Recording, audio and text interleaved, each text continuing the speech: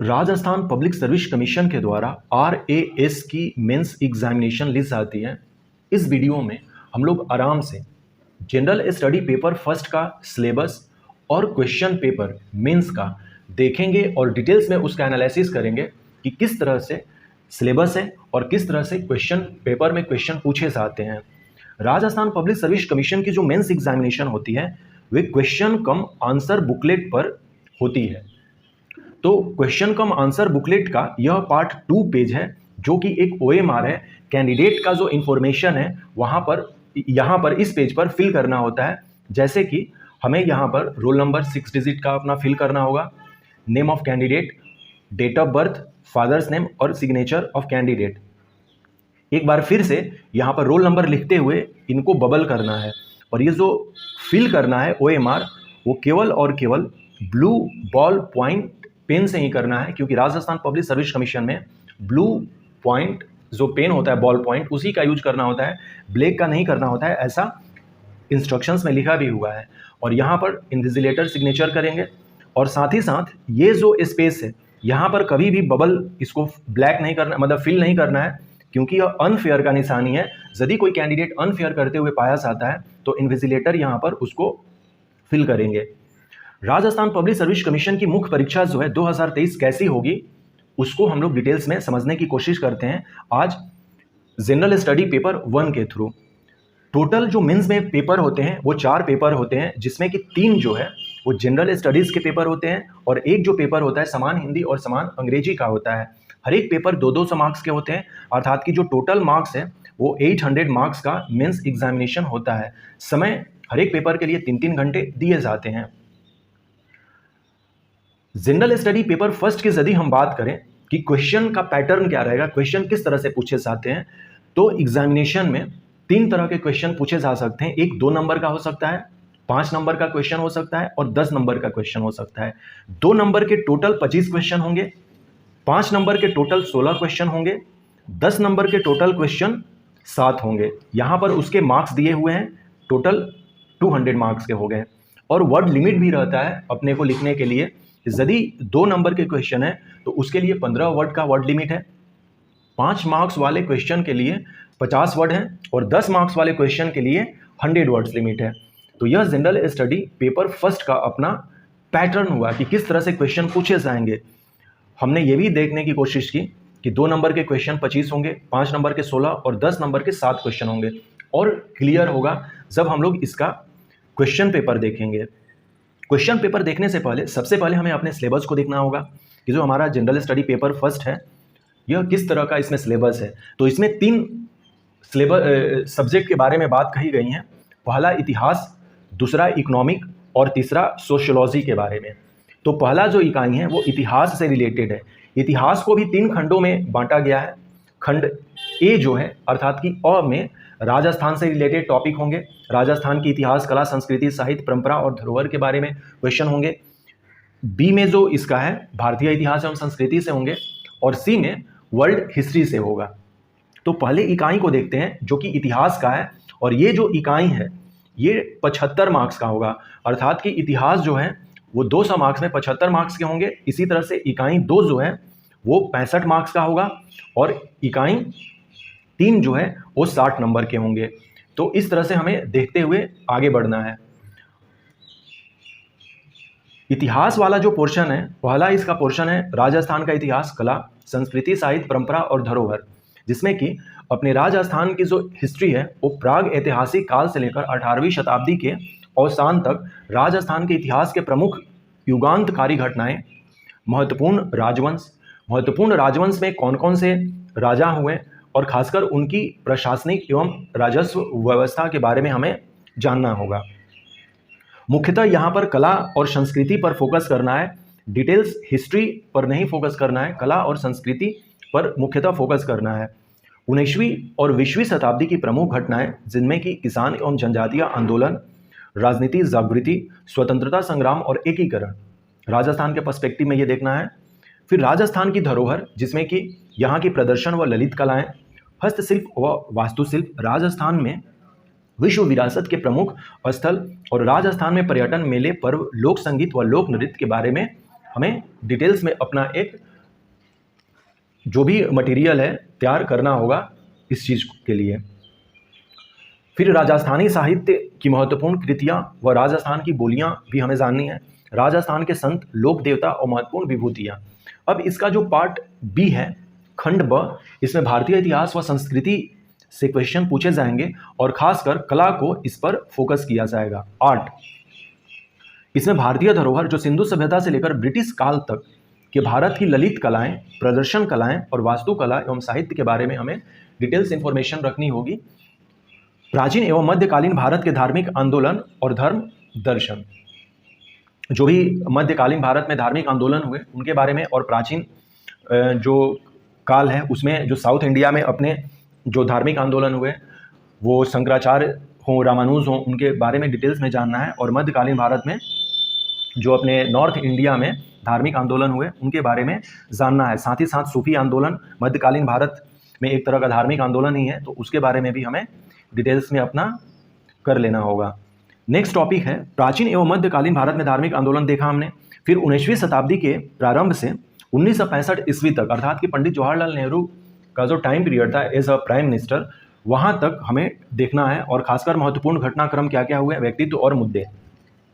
फिर भारतीय राष्ट्रीय आंदोलन, भारतीय राष्ट्रीय आंदोलन की जो बीज है वो 1857 की क्रांति से पड़ती है, और यह जो बीज है 1885 में पौधा बनकर निकलती है जब भारतीय राष्ट्रीय कांग्रेस की स्थापना होती है। 1857 की क्रांति से एक तरह का बीज है जो भारतीय राष्ट्रीय आंदोलन की पड़ती है। तो हमें 1885 से लेकर 1947 तक, जब तक कि भारत आज़ाद नहीं हो जाता है तब तक हमारा भारतीय राष्ट्रीय आंदोलन चलता है। इसके विभिन्न चरण व धाराओं के बारे में जानना है, खासकर प्रमुख योगदानकर्ता और देश के भिन्न भिन्न भागों से योगदान कैसा रहा उसके बारे में। 19वीं और 20वीं शताब्दी में सामाजिक, धार्मिक और सुधार आंदोलन हुए उसके बारे में लिखना है, जिसमें कि राजा राम मोहन रॉय से लेकर ईश्वरचंद विद्यासागर, स्वामी विवेकानंद, स्वामी दयानंद सरस्वती, ये सब लोग यहाँ पर इंक्लूड हो जाएंगे। उसके बाद आज़ादी के बाद स्वतंत्रोत्तर सुदृढ़ीकरण और पुनर्गठन, जिसमें कि सरदार वल्लभ भाई पटेल की जो भूमिका थी, देशी रियासतों का विलय तथा राज्यों का भाषाई आधार पर पुनर्गठन, इन टॉपिकों को देखना है। और इसका जो खंड स है इसमें विश्व इतिहास से रिलेटेड क्वेश्चन पूछे जाएंगे 1950 ईस्वी तक, और स्टार्टिंग होगा हमारा पुनर्जागरण व धर्म सुधार से। साथ ही साथ अमेरिकी स्वतंत्रता संग्राम, फ्रांसीसी क्रांति जो 1789 ईस्वी में हुई थी, उसके बाद औद्योगिक क्रांति जो कि ब्रिटेन से स्टार्ट होती है। फिर एशिया अफ्रीका में साम्राज्यवाद और उपनिवेशवाद, विश्व युद्ध, जिसमें कि मेजर जो विश्व युद्ध है वर्ल्ड वार फर्स्ट और सेकेंड के बारे में डिटेल्स में जानना होगा, इनका प्रभाव हमें देखना होगा। अपना जो सेकेंड इकाई है अर्थात कि पार्ट 2 जो इसका है वो है अर्थव्यवस्था। यूनिट 2 जो है अर्थव्यवस्था से रिलेटेड है।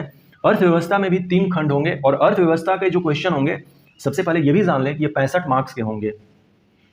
पहला इसका जो पार्ट है भारतीय अर्थव्यवस्था, जिसमें कि भारतीय कृषि से रिलेटेड इंफॉर्मेशन, जिसमें कि कृषि की में वृद्धि और उसकी उत्पादकता की क्या प्रवृत्ति है वो जानना है। खाद्य प्रसंस्करण क्षेत्र, खाद्य प्रबंधन, कृषि सुधार और चुनौतियाँ, औद्योगिक क्षेत्र की प्रवृत्तियाँ, जिसमें कि औद्योगिक नीति, औद्योगिक वित्त के बारे में हमें जानना है, उदारीकरण, वैश्वीकरण, निजीकरण और आर्थिक सुधार। उसके बाद अवसंरचना और आर्थिक वृद्धि की कैसे इंफ्रास्ट्रक्चर से हमारी आर्थिक वृद्धि होती है। उसके बाद स्फीति, कीमतें और मांग, पूर्ति प्रबंधन, ये अपना नेक्स्ट टॉपिक है। उसके बाद केंद्र राज्य वित्तीय संबंध और नवीनतम वित्त आयोग, जिसमें कि हमें 15वां जो अपना फाइनेंस कमीशन है, वित्त आयोग है, जिसके कि चेयरमैन इनके सिंह हैं। वित्त आयोग से रिलेटेड जो भी इंफॉर्मेशन है उससे हमें यहाँ पर कर लेना होगा बेहतर तरीके से। फिर राजकोषीय उत्तरदायित्व एवं बजट प्रबंधन अधिनियम और भारत में राजकोषीय सुधार, बजटीय प्रवृत्तियाँ और राजकोषीय नीति, भारत में कर सुधार, अनुदान, नगद हस्तांतरण और अन्य संबंधी मुद्दे, खासकर राजस्व और व्यय की प्रवृत्तियाँ। फिर आर्थिक गतिविधियों में सरकार की भूमिका, जिसमें निजी, सार्वजनिक और मेरिट वस्तुएं हम रखकर देखेंगे। फिर सामाजिक क्षेत्र, जिसमें गरीबी, बेरोजगारी और असमानता के क्या कारण है, इसके क्या प्रभाव है समाज पर, ये जानना होगा। फिर है स्वास्थ्य सेवा और शिक्षा नीति, प्रभावी नियामक की समस्याएं, आर्थिक विकास में राज्य की भूमिका को पुनर्भाषित करना और रोजगार उन्मुख वृद्धि व्यूह रचना। इसका जो सेकेंड पार्ट है वैश्विक अर्थव्यवस्था, जिसमें कि वैश्विक आर्थिक मुद्दे और प्रवृत्तियां क्या हैं, खासकर विश्व बैंक, अंतर्राष्ट्रीय मुद्रा कोष और विश्व व्यापार संगठन की भूमिका हमें बताना है। और फाइनली इसमें जो है वैश्विक अर्थव्यवस्था में सतत विकास और जलवायु परिवर्तन को डिटेल्स में स्टडी करना होगा। इसका जो पार्ट थर्ड है ये राजस्थान की अर्थव्यवस्था से रिलेटेड यहाँ पर क्वेश्चन होंगे। खासकर पहला जो टॉपिक है अपना राजस्थान से, वो राजस्थान की कृषि, जिसमें कि कृषि की उत्पादन और उत्पादकता क्या है, फिर जल संसाधन और सिंचाई की व्यवस्था क्या है, कृषि विपणन क्या है, डेयरी एवं पशुपालन क्या है राजस्थान में, इस पर हमें नोट्स बनाने होंगे, अपने मटेरियल्स को तैयार करना होगा। ग्रामीण विकास और ग्रामीण अवसंरचना, पंचायती राज और राज्य वित्त आयोग, यहाँ पर हम देखेंगे औद्योगिक विकास का संस्थागत ढांचा, औद्योगिक वृद्धि और नव प्रवृत्तियाँ, खादी और ग्राम उद्योग, अवसंरचना विकास जिसमें कि विद्युत और परिवहन, अवसंरचना में निजी विनियोग और सार्वजनिक निजी सहभागिता परियोजनाएं, दृष्टिकोण और संभावनाएं हमें देखनी होंगी। फिर राजस्थान की प्रमुख विकास परियोजनाएं जो राजस्थान गवर्नमेंट के द्वारा लॉन्च की गई हैं उनके बारे में जानना होगा खासकर। फिर हमें इकोनॉमिक सर्वे और बजट जो है राजस्थान का डिटेल्स में करना होगा, जिसमें कि अपना बजट, राजकोषीय प्रबंधन, मुद्दे और चुनौतियां जो भी टॉपिक्स हैं उन्हें करना होगा। राजस्थान की आर्थिक कल्याण योजनाएं जिसमें कि सामाजिक न्याय और सशक्तिकरण से जो भी राजस्थान गवर्नमेंट ने किए हैं, योजनाएं लाए हैं, लॉन्च किए हैं, उनके बारे में जानना होगा। उसके बाद जो बुनियादी सामाजिक सेवाएं हैं जिसमें कि शिक्षा और स्वास्थ्य आता है, इनके बारे में जानना है। गरीबी, बेरोजगारी और सतत विकास के लक्ष्य को प्राप्ति करने के लिए, गरीबी को खत्म करने के लिए, बेरोजगारी को खत्म करने के लिए राजस्थान सरकार के द्वारा क्या चलाए जा रहे हैं, उनके भी बारे में हमें जानना है।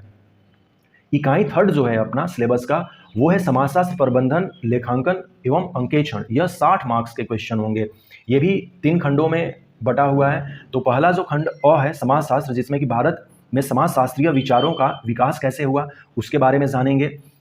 भारत के जो समाज में जाति और वर्ग की क्या प्रकृति, उद्भव और इसके प्रकार क्या हैं, इसकी चुनौतियां क्या हैं। परिवर्तन की प्रक्रियाएं जिसमें कि संस्कृतिकरण, पश्चिमीकरण, लौकिकीकरण और भूमंडलीकरण कैसे हुए, इनका क्या प्रभाव पड़ा हमारे भारतीय समाज पर, उसके बारे में हमें जानना है। भारतीय समाज के समक्ष चुनौतियां जिसमें कि दहेज, तलाक, बाल विवाह के मुद्दे हैं, भ्रष्टाचार है, सांप्रदायिकता है, निर्धनता है, बेरोजगारी है, मादक पदार्थ का व्यसन है, कमजोर तबके खासकर दलित और जो जनजातीय अपना वर्ग समूह है उन पर जो ऐसा उनको जो प्रताड़ित किया जाता है, उनके जो मुद्दे हैं उस पर हमें ध्यान देना है। और इसके साथ ही साथ जो वृद्ध लोग हैं, दिव्यांग लोग हैं, उनके लिए क्या गवर्नमेंट कर रही है, इनके क्या मुद्दे हैं, इस पर भी हमें चर्चा करनी होगी। फिर है राजस्थान में जनजातीय समुदाय, इसको डिटेल्स में करने की ज़रूरत है कि जनजातीय समुदाय की क्या समस्याएं हैं और इनके कल्याण के लिए कौन कौन सी योजनाएं चलाई जा रही हैं। हमारे राजस्थान में जो मुख्यतः जनजातियाँ हैं, भील हैं, मीना है, ग्रासिया जनजाति हैं, इनके बारे में हमें, सहरिया जनजाति है, इनके बारे में डिटेल्स में करना होगा। इसका जो सेकेंड पार्ट है वो है प्रबंधन का, जिसमें कि विपणन की आधुनिक अवधारणा, विपणन मिश्रण जिसमें कि उत्पादन, मूल्य, स्थान और संवर्धन, आपूर्ति श्रृंखला प्रबंधन, प्रचालन तंत्र, ई वाणिज्य, ई विपणन, व्यवसाय तथा निगम आचार नीति, इनके बारे में जानना है। फिर धन के अधिकतमकरण की अवधारणा, वित्त के स्रोत, आपातकालीन तथा दीर्घकालीन, पूंजी संरचना, पूंजी की लागत, लाभों का विभाजन, बैंकिंग एवं गैर बैंकिंग वित्तीय संस्थान क्या है, शेयर बाजार क्या है, बहुराष्ट्रीय कंपनियां क्या है, विदेशी प्रत्यक्ष निवेश क्या होते हैं, विदेशी संस्थागत निवेश क्या होते हैं, इनके बारे में हमें जानना है। खासकर नेतृत्व के सिद्धांत तथा शैलियां जिसमें कि समूह व्यवहार, व्यक्तिगत व्यवहार, अभिवृत्ति, मूल्य, टीम निर्माण, अभिप्रेरण के सिद्धांत, संघर्ष प्रबंधन, समय प्रबंधन, तनाव प्रबंधन, प्रशिक्षण, विकास तथा आकलन प्रणाली। उद्यमिता, उद्यमिता में हमें उद्भवन, स्टार्टअप, यूनिकॉर्न क्या होते हैं, उद्यम पूंजी क्या होते हैं, एंजल निवेश क्या होते हैं, इनका डिफिनेशन हमें जानना होगा। अत्य आवश्यक सेवाओं का प्रबंधन जिसमें कि शिक्षा प्रबंधन, हेल्थ केयर तथा वेलनेस प्रबंधन, पर्यटन तथा आतिथ्य प्रबंधन के बारे में हमें जानना है। फिर है इसका लास्ट पार्ट जो है वो है लेखांकन एवं अंकेक्षण, जिसमें कि लेखांकन की दोहरा लेखा प्रणाली का समान ज्ञान, वित्तीय विवरण, विश्लेषण की तकनीकें, उत्तरदायित्व और सामाजिक लेखांकन। अंकेक्षण का अर्थ एवं उद्देश्य, सामाजिक निष्पत्ति एवं दक्षता अंकेक्षण, सरकारी अंकेक्षण की प्रारंभिक जानकारी, निष्पादन बजट एवं शून्य आधारित बजट की सामान्य जानकारियां हमें यहाँ से करनी होगी। तो ये अपना सिलेबस हुआ राजस्थान पब्लिक सर्विस कमीशन के mains examination general study paper first का। अब हम लोग 2018 का मेंस पेपर देखेंगे, जिससे कि और बेहतर तरीके से हम अंडरस्टैंड कर सकें कि क्वेश्चन किस तरह से पूछे जाते हैं। यहाँ पर कुछ इंपॉर्टेंट इंस्ट्रक्शन है जो कि ऑलरेडी हम लोग डिस्कस कर लिए हैं कि जो हमारा क्वेश्चन पेपर, जो हमारा आंसर कॉपी है, वो क्वेश्चन कम आंसर बुकलेट होता है, जिसमें कि OMR सीट लगा होता है, जिस पर कि हमें अपना रोल नंबर और जो भी इंफॉर्मेशन है वो भरना होता है। क्वेश्चन पेपर को हिंदी या इंग्लिश किसी एक ही भाषा में हम लोग लिख सकते हैं। ये इंस्ट्रक्शंस है, आप देख सकते हैं, ज़्यादा कुछ है नहीं। हम लोग अब डायरेक्ट क्वेश्चन पेपर पर आते हैं। कुछ रफ वर्क भी के लिए भी एक पेज दिए जाते हैं, एक फर्स्ट में और एक लास्ट में दिए जाते हैं। हम लोग क्वेश्चन नंबर 1 से स्टार्ट करेंगे, लेकिन जैसा कि हमने बताया कि हमारे पास 3 यूनिट होंगे। यूनिट फर्स्ट जो है हिस्ट्री का होगा जो कि 75 मार्क्स का होगा। यूनिट 2 इकोनॉमिक का होगा जो कि 65 मार्क्स का होगा। यूनिट 3 जो है वो सोशियोलॉजी का होगा, ये 60 मार्क्स का होगा।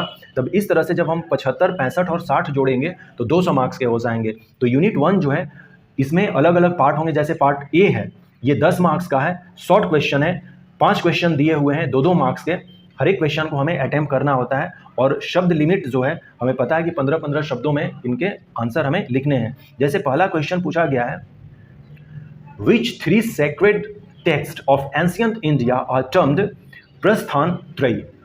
प्राचीन भारत के किन 3 ग्रंथों को प्रस्थान त्रयी कहा जाता है? तो यहाँ पर केवल नाम लिख देना था, जिसमें कि श्रीमद् भागवत गीता, ब्रह्मसूत्र तथा उपनिषद हैं। इन्हें हम लोग प्रस्थान त्रयी के नाम से जानते हैं। तो ये कुछ रिलेटेड इन्फॉर्मेशन हुई प्रस्थान त्रयी से। एक्चुअली यहाँ पर हम लोग डिटेल्स में कोई आंसर नहीं कर रहे हैं अभी इस वीडियो में, केवल यहाँ पर अंडरस्टैंड कर रहे हैं। अदर्स वीडियो में हम लोग क्वेश्चंस और आंसर पैटर्न पर आएंगे, तब वहाँ पर क्वेश्चन का आंसर देखेंगे। यहाँ पर समझने की कोशिश कर रहे हैं कि क्या चीज़ें पूछी गई हैं। जैसे दूसरा नंबर का जो क्वेश्चन है, इसमें पूछा गया था कि अर्जुन की तपस्या, अर्जुन पेनाशा की जो प्रतिमा है, जो स्कल्पचर है, उसके बारे में हमें संक्षिप्त वर्णन देना है। तो अर्जुन की तपस्या की जो प्रतिमा है, ये महाबलीपुरम, ये जो इमेज है, यहाँ पर इन्होंने अर्जुन की तपस्या की एक प्रतिमा बनाई हुई है, उसी के बारे में हमें लिखना है। तो सबसे पहले यह महाबलीपुरम में है, यह कितना, उससे रिलेटेड कुछ यहाँ पर इंफॉर्मेशन है, आप देख कर इसको लिख सकते हैं। नेक्स्ट क्वेश्चन हम लोग देखेंगे, इसमें पूछा गया है, जैसे ये एक साहित्य से पूछ दिया गया कि विश्व वल्लभ ग्रंथ का संक्षिप्त विवरण दे। तो विश्व वल्लभ ग्रंथ जो है ये चक्रपाणी मिश्र के द्वारा लिखी गई हुई है, जिसमें कि विज्ञान और प्रौद्योगिकी को केंद्र करके इस किताब को लिखा गया है और यह संस्कृत में है। तो ये इंफॉर्मेशन विश्व वल्लभ ग्रंथ से है। नेक्स्ट क्वेश्चन नंबर 4 जो है वो डुंगू जी और जवाहर जी के बारे में पूछा गया है। तो डुंगू जी और जवाहर जी से रिलेटेड कुछ इंफॉर्मेशन ये है, 18वीं शताब्दी के यूरोपियन प्रबोधन को परिभाषित कीजिए। तो यूरोपियन प्रबोधन खासकर ज्ञानोदय और विवेक का युग था, उसी को हमें यहाँ पर डिफाइन करना है 1 से 2 लाइन में। तो ये कुछ इंफॉर्मेशन हुए यूरोपियन इनलाइटमेंट से, तो ये हम कुछ लिख सकते हैं। नेक्स्ट जो अपना पार्ट है, इसमें पार्ट बी में ये 5 मार्क्स के क्वेश्चन है। टोटल यहाँ पर 5 क्वेश्चंस दिए हैं 5-5 मार्क्स के, जिसमें कि पहला क्वेश्चन है कि हड़प्पा स्थलों से प्राप्त कांस्य मूर्तियों पर एक लघु लेख लिखें। लगभग 50 वर्ड में हमें लिखना होता है इसका आंसर। तो जैसे कांस्य यहाँ पर पर्टिकुलर पूछा भी गया है कि ब्रॉन्ज इमेजेस, जिसमें कि नर्तकी जो है, एक लड़की जो नृत्य करती हुई दिखाई गई है हड़प्पा सभ्यता में, ये काफ़ी फेमस है, इसको हम लोग देखेंगे। नेक्स्ट क्वेश्चन इसमें पूछा गया था कि भारतेंदु हरिश्चंद्र हिंदी साहित्य में आधुनिक प्रवृत्तियों के अग्रदूत थे, विवेचना कीजिए। सिंधु घाटी की कलाओं से रिलेटेड कुछ इन्फॉर्मेशन यहाँ पर है, जो एनसीईआरटी के बुक से का है, यहाँ पर हमने लिखा है। लेकिन यहाँ पर फोकस ये करना है कि कांस्य ब्रॉन्ज जो स्कल्पचर है उसके बारे में पूछा गया है। कुछ एग्जाम्पल देकर हम लोग इनको कुछ कर सकते हैं। अलग अलग कलाएँ हैं, आप इसको देख सकते हैं। बाद में हम लोग एक बार इसको आंसर फॉर्मेट में भी देखेंगे। तो ये हमने यहाँ पर लगा दिया, इससे रिलेटेड जो भी चीज़ें हैं। यहाँ पर कांस्य जो नर्तकी है वो सिंधु घाटी की सर्वश्रेष्ठ एक मानी जाती है, जो कि ये कांस्य प्रतिमा है। और ब्रॉन्ज स्कल्पचर के बारे में हमसे पूछा गया था। ये अदर्स हैं, ये मौर्यन जो साम्राज्य है उसके कुछ साइट्स और लोकेशंस हैं, कहाँ पर हैं इसको हमें देखना होगा। ये प्रीलिमिनरी एग्जामिनेशन के लिए काफ़ी इंपॉर्टेंट होते हैं। नेक्स्ट क्वेश्चन जो है इसका, उसमें पूछा गया है कि मोलेला कलाकारों द्वारा टेराकोटा वस्तुओं के निर्माण में प्रयुक्त विधि का वर्णन कीजिए। राजस्थान के जागीरदारी क्षेत्रों में कृषक असंतोष के कारणों की विवेचना कीजिए। नेक्स्ट क्वेश्चन इसमें पूछा गया है कि राष्ट्रीय एकता को सुदृढ़ करने हेतु राज्य पुनर्गठन आयोग द्वारा दिए गए सुझावों के बारे में लिखें। पार्ट सी जो है इसका, ये 10 मार्क्स के क्वेश्चन होंगे। यहाँ पर 4 क्वेश्चन पूछे जाएंगे, टोटल ये 40 मार्क्स के हो जाएंगे और इसका आंसर हमें 100 वर्ड्स में देने होते हैं लगभग। जैसे पहला क्वेश्चन है कि 19वीं शताब्दी का भारतीय पुनर्जागरण पश्चिम की चुनौती एवं प्रेरणा का परिणाम था, आलोचनात्मक परीक्षण कीजिए। तो इसमें जो भी पुनर्जागरण से रिलेटेड हमारे जो सबसे पहले हमारे जो मॉडर्न इंडिया के पिता कहे जाते हैं, राजा राम मोहन रॉय से लेकर जो भी ईश्वर चंद्र विद्यासागर हैं, विवेकानंद है, उनके बारे में हमें डिटेल्स में यहाँ पर चर्चा करनी होगी। नेक्स्ट क्वेश्चन, जो 20वीं शताब्दी में भारतीय क्रांतिकारी स्वतंत्रता आंदोलन के विकास की रूपरेखा प्रस्तुत कीजिए, ये क्वेश्चन है और यहाँ पर इसका जो स्पेस ब्लैंक है आंसर लिखना होता है। नेक्स्ट क्वेश्चन नंबर 13 में राजस्थान के निम्नलिखित पुरातात्विक स्थलों का संक्षिप्त विवरण दीजिए जिसमें बागौर, कालीबंगा और आहड़ हैं, इनके बारे में हमें लिखना है। नेक्स्ट क्वेश्चन नंबर 14, अंतर्राष्ट्रीय राजनीति पर द्वितीय विश्व युद्ध के प्रभाव, यहाँ पर देखिए सेकेंड वर्ल्ड वार का प्रभाव दे दिया गया। अगले क्वेश्चन में हो सकता है कि वो फर्स्ट वर्ल्ड वार का प्रभाव दे दें या उसका कारण दे दें या औपनिवेशिक और जो कॉलोनाइजेशन थी उसके बारे में क्वेश्चन दे दें। तो हमें वर्ल्ड हिस्ट्री को इस तरह से इस कॉन्टेक्स्ट में तैयार करना होगा। हमने फर्स्ट यूनिट में हिस्ट्री को देखा, अब सेकेंड यूनिट में अपना इकोनॉमिक के क्वेश्चन स्टार्ट होते हैं जो कि 65 मार्क्स के होते हैं। इसमें भी अलग अलग पार्ट करके दिए हैं। पार्ट ए जो है ये 2 मार्क्स वाले हैं जो कि 5 क्वेश्चन होंगे, टोटल 10 मार्क्स के हो गए।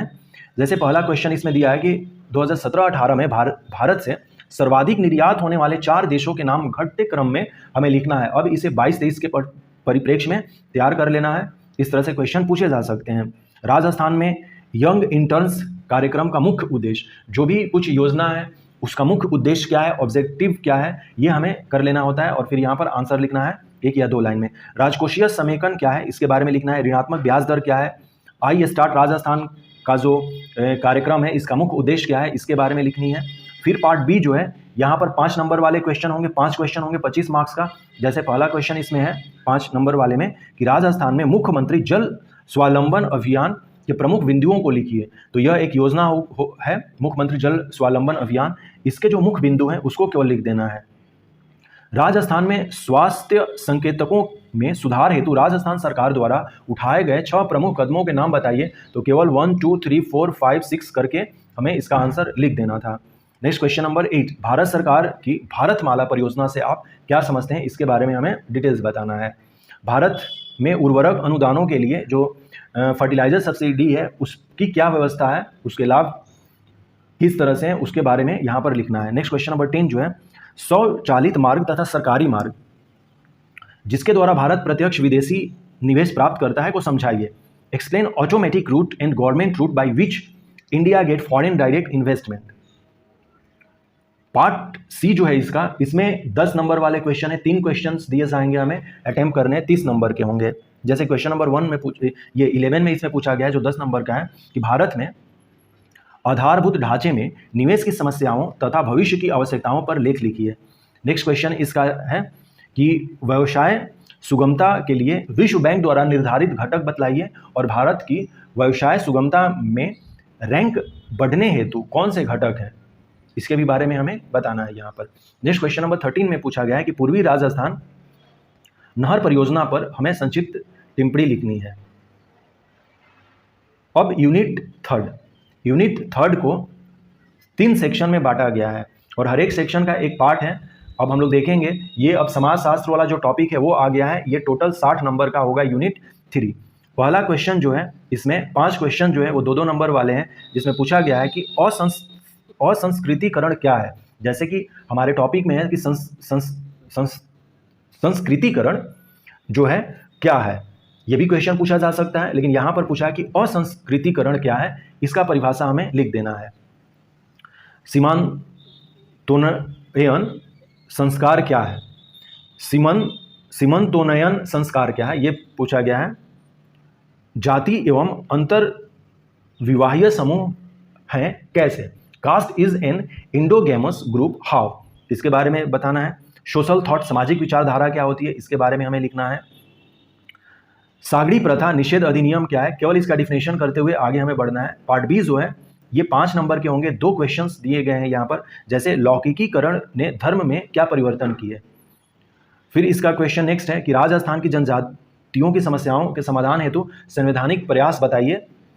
ये सिलेबस में टॉपिक डिटेल्स में है, उसके बारे में करना है। यूनिट 3 का सेक्शन 20 जो है, अब पार्ट ए इसका हम लोग देखेंगे जो कि 10 नंबर का है। हर एक जो क्वेश्चन है वो 2-2 नंबर के हैं, 5 क्वेश्चन है। जैसे यहाँ पर निर्देशन की एकता का सिद्धांत क्या है, ये पूछा गया है। अनौपचारिक संगठन से आप क्या समझते हैं, संधारणीय विपणन विचार को संक्षिप्त में समझाइए।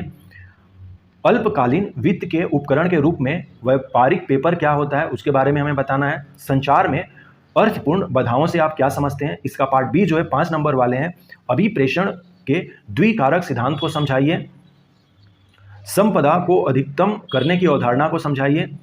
और सी जो इसका सेक्शन है, इसका पार्ट ए जो है, इसमें कुशलता अंकेक्षण को परिभाषित करना है हमें। फिर वित्तीय विवरण पत्रों के विश्लेषण के संदर्भ में अनुपात विश्लेषण क्या होता है इसके बारे में। बजटन से आप क्या समझते हैं, सामाजिक अंकेक्षण क्या है, सोशल ऑडिट जिसको हम कहते हैं, कोष प्रवाह विश्लेषण तकनीक क्या है उसके बारे में हमें बताना है। और इसका पार्ट बी जो है 5 नंबर वाले क्वेश्चन है, 2 क्वेश्चन है 10 नंबर के, जैसे शून्य आधार बजट पर टिप्पणी लिखिए और कार्यशील पूंजी की परिचालन चक्र अवधारणा क्या है इसके बारे में हमें लिखना है। ये अपना जो क्वेश्चन पेपर है वो समाप्त हो गया। यदि हम इसको थोड़ा सा कंक्लूड करें तो हम ये पाते हैं कि हमारा जो मेंस का पेपर है वो यूनिट 1, यूनिट 2 और यूनिट 3 में डिवाइड है। यूनिट 1 जो है ये हिस्ट्री से रिलेटेड है, यूनिट 2 जो है ये इकोनॉमिक्स से रिलेटेड है, ये सोशोलॉजी और अंकेक्षण वाला जो पोर्शन है उससे रिलेटेड है। ये 75 मार्क्स का होता है, ये 65 मार्क्स का होता है, ये 60 मार्क्स का होता है। यहाँ पर तीनों तरह के क्वेश्चन दिखेंगे, 2 नंबर वाले, 5 नंबर वाले और 10 नंबर वाले। यहाँ पर भी तीनों तरह के क्वेश्चन दिखेंगे, 2 नंबर वाले, 5 नंबर वाले और 10 नंबर वाले। लेकिन यहाँ पर केवल 2 नंबर वाले और 5 नंबर वाले क्वेश्चंस दिखेंगे। तो ये अपना कुछ कंक्लूजन हुआ। जब आप और इसको एनालिसिस करेंगे तो आपको क्लियर हो जाएगा। आई होप सो कि आपको ये वीडियो काफ़ी इन्फॉर्मेटिव लगी होगी। तो हमने जनरल स्टडी पेपर फर्स्ट का सिलेबस और क्वेश्चन पेपर को एनालिसिस किया। अगले वीडियोस में हम लोग अदर जो पेपर्स है उसका सिलेबस और एनालिसिस करेंगे और ये भी कोशिश करेंगे कि हम लोग क्वेश्चन और आंसर फॉर्मेट भी इसका ले आएँ। So thanks and take care. मिलते हैं फिर अगले वीडियो में।